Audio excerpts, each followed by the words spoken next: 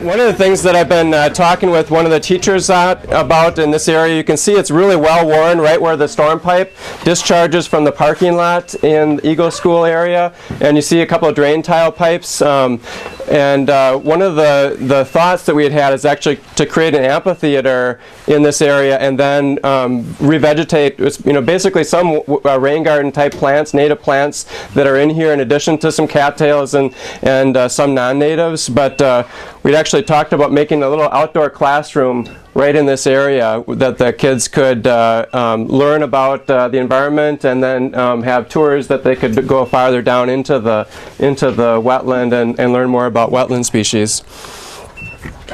And then I'll turn it over to Chris to talk a little bit more about the connection downstream. Yep, and I was just going to follow up too with what Rick said. Education is just such a huge component of what we've done along the E-Way.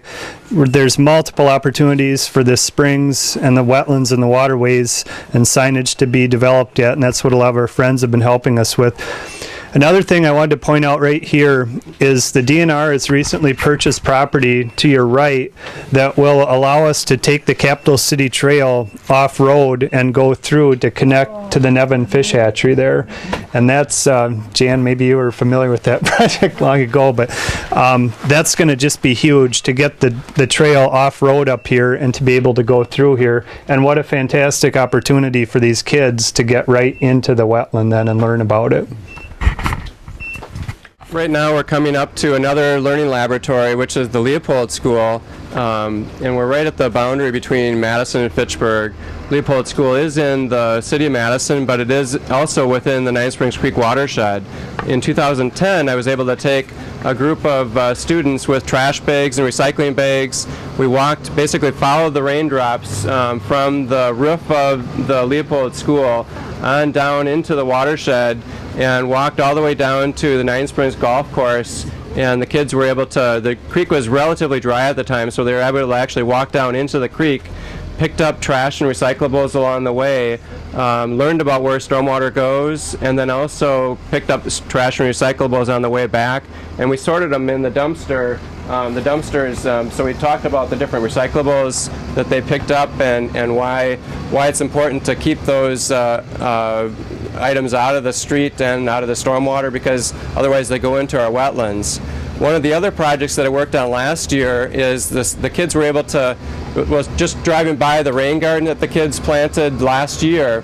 It's just the first phase of the Leopold School rain garden, but we were able to gather seed from Promega's Biopharmaceutical Technology Center's BioSwale. Each of the groups of students split up into groups and had their own bag and their own type of plant that they needed to collect the seed for.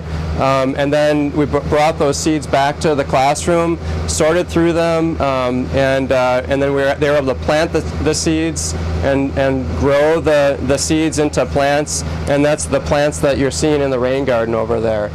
So we've actually developed this into curriculum that the kids can kind of use the same process over and over again, continue to expand that rain garden, and ultimately, hopefully at some point, to have the rain garden extend through the whole portion of the front of the Leopold School.